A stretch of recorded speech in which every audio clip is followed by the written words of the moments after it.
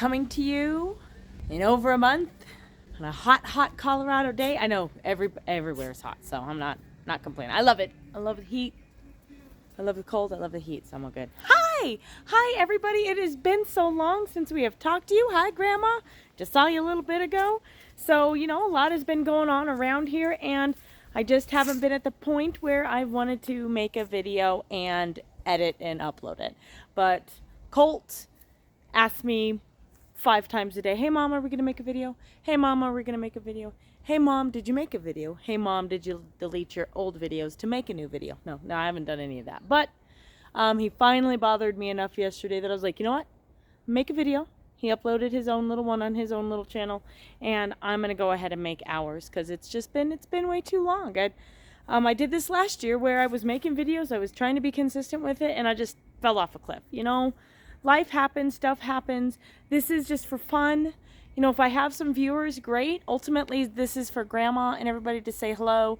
This is for us to just kind of document what's going on. And for me to have some communication and some speech other than what I say to children. Because yes, of course, I talk to my husband and my children and a couple of people randomly every now and then. And then just like sometimes it's weird if you don't talk often. It's hard to put the sentences together in your mind for them to come out right, and then for it to actually come out of your mouth right. You have to literally practice the sounds and make sure that it comes out clearly. Otherwise, you sound like gobbledygook. The past month has been fun. We did our usual take a trip to Tulsa. Maru, what is the deal? The moment I start talking, no. He thinks I'm talking to somebody, I think. I hear a dog somewhere barking. He's barking at whatever dog. Okay, so we planted the plants. They're doing really well. I see lots of people who are posting that their plants are much farther along than mine and that they're already starting to bear fruit. I have a little bit of fruit, but nothing that's big enough to harvest. Plenty of male flowers still. Not a lot of female flowers. So, but, working on it, trying. It looks good. I'll show you in a second. What else did we do? We went to, we did our usual trip to Texas and Oklahoma. Oklahoma, obviously, first, and then Texas afterwards. Visited our friends in Kansas. So did our usual typical summer trip. We just got back this past Monday. And my daughter is now living in Texas with my parents. Every time we go to Texas, she loves it there. She loves Texas. She loves the city. She loves the community. She loves the people. And she has understood that the schools here have dropped in quality. And she has said herself, she knows what kind of education she's getting here, even at the charter school. And it's just not good enough anymore. So she has to go to Texas. And I told her, yeah, so long as my parents agree to it, she's obviously more than welcome to. And after a discussion with them of not only what I just said about the schools here, but also her own feelings, they agree to it. They are letting her go there and live with them. So we did our typical drive. We visited everybody. We drove around. We went to Texas. We packed up her things. We moved them down there. We moved her into the room down there. And she is now officially living in Texas, and so far loving it. We'll see as time goes by, as school starts, as she learns the community, as she gains friends, as she enters sports and stuff like that. We'll see how everything goes for her. So I'm really excited for this chapter in her life. I really expect her to do some really great things, and I hope that she makes some amazing friends and some amazing memories. So, but I don't have a daughter here with me anymore, and it is bittersweet. Definitely sad that she's not here, but I know that she's having a good time. So yeah, so she's gone. We are homeschooling the littles, and I'm trying to convince my big to homeschool for his senior year. I know that might sound interesting to some folks, but as I stated, the school quality has gone down. He is aware of that. His past several years of school, his high school career has been pretty much ruined. But ultimately, I don't think that he will be Not to say he's a bad student, he's actually an amazing student. Public school has crushed his schooling has crushed his soul to a certain extent. He definitely does not have the same liveliness and exuberance that he once had. And I understand we all kind of get calmer as we grow up, but there's a difference between calm and despair. And the last thing I need is for him to be sitting in a classroom for 8 hours a day while somebody talks at him and expects him to regurgitate the information for them to determine if he can go on to the next stages in life. So I'm trying to convince him of that. I told him he has a couple of days to make that final decision, because if he chooses to go to brick and mortar, then we'll need to get him registered. Otherwise, he's homeschooling as of August 1. So went on a trip. Here's some pictures.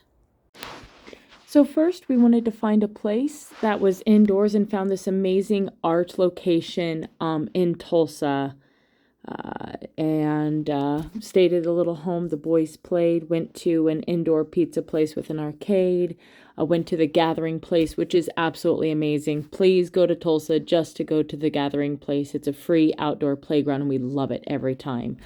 Then made it to Texas. We always visit the candy shop. LA Kings or La Kings, I can't remember which it is. Had a beautiful rainstorm and the kids were playing in the big puddles that were next to Grandma and Grandpa's house, and then said goodbye to my daughter and left early and left her there, and I love her so much. I didn't take a lot of pictures. That's the thing, though. I didn't take a lot of pictures. What else? We went to Texas, went to Oklahoma, gonna homeschool the kids, left my daughter away, planted plants, trying to keep them alive. It is so hot. I know everywhere is hot, but we have not had our monsoon season, so it is dry. Obviously, there's the drought. The Colorado River feeds the western half of the United States, and all the lakes and all the reservoirs are low and empty, and we are having that same problem here. So having a garden this year is very difficult because it is constantly hot and it's dry. We have dry air, so we don't even get like residual humidity moisture feeding the plants. It's just, if you're not watering them daily or every other day, they fry fast. And I have lost a couple of plants due to that, where it's just too hot. They're too young, it's too hot. They're not far enough along because I planted seeds so late. My stuff is not as mature as what other people's are, which means that if there is this drought, this heat, they're too weak. They're not strong enough to survive it. So I'm really hoping, as weird as this sounds, I mean, Colorado will definitely have an extended growing season, considering we're zone 5A and 5B here, especially along the Front Range, that even though we might get a first frost or two, it'll be a light frost, or it'll just last for a single night or maybe a few nights, to where if you just cover your plants, they should be able to survive that frost, and you can extend your growing season well into October.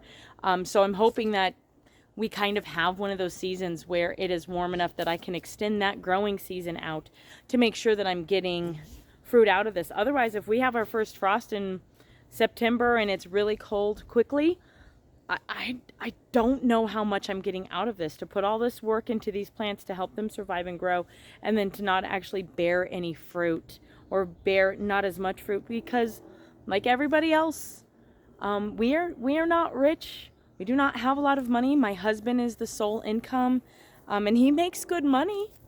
But like everybody else, inflation is hitting, and it has been for a long time. Money has been tight for a long time. We've never lived extravagantly. We've always lived fairly frugally and within our means. I just took a trip, which was super expensive because gas is so much more expensive. Although, if you're going to go somewhere, go to Texas, because here it's $5. In Texas, it's $3.50 or less. I was down for getting gas, and $3.50 sounds like so much, but $5 is so much more, especially when you're driving 3,000 miles pretty much round trip after everything. So inflation and stuff is hitting us just the same too. I want to make sure that I can just a little bit of our own food for at least a little bit of food security. So I am not as dependent on I still have to get flour to make my own bread. No, this is not enough to have us survive throughout the year off grid. Definitely not there yet. But at least, you know, if I can provide a meal a week, a prepared vegetable a week over the winter time. So a couple of squashes, you know, the winter squashes where I can keep them, and if I bake them once a week, the foods that I can, making my own tomato sauce, those things end up adding up. So instead of me spending several $100s, maybe I'm spending only a couple $100s. And know that difference might not sound like a lot, but as you know, that it adds up over the end of the year. I can provide a couple of cucumbers, a couple of zucchinis, and a couple of winter squashes to cook.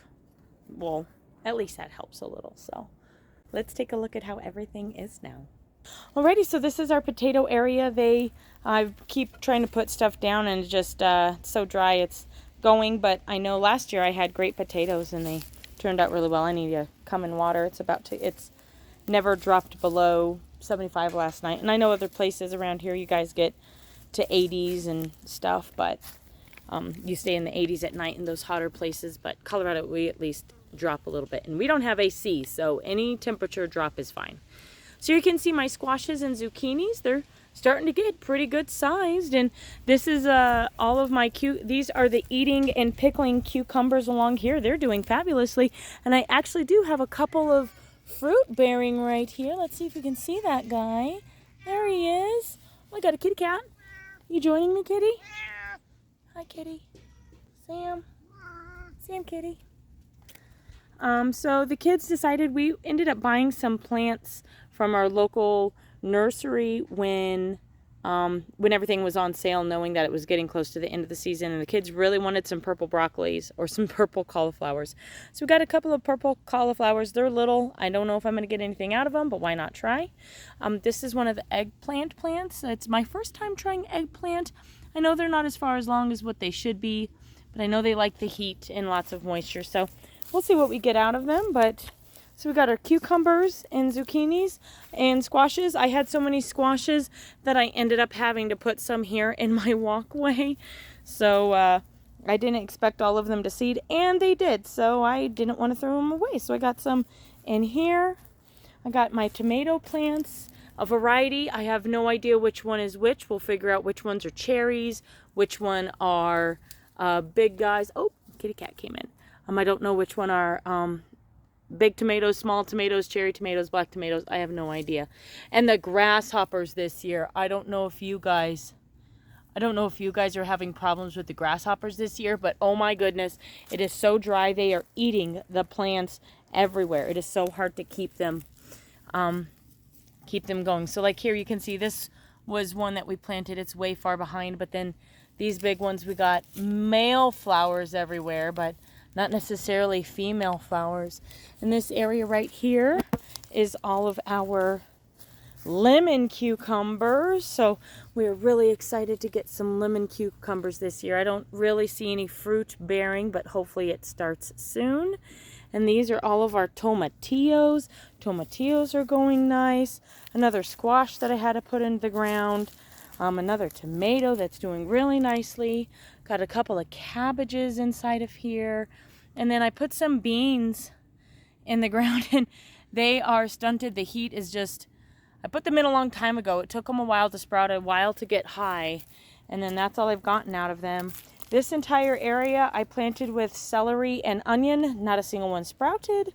So we went ahead and put some more tomatoes inside of there. We got tomatoes. I ended up having about 16 tomato plants. I had to get rid of some. I planted those seeds and nothing sprouted. So I planted more seeds and then everything sprouted. I had to constantly spread them apart and everything. And then I planted some celery, some carrots, some beets, some onions, some parsnips, some radishes, and I obviously have no idea what I'm doing with those because I can't get those to sprout for the life of me. Or they'll sprout and I'll have a handful and then they'll just die. I don't know if that's because of the heat this year.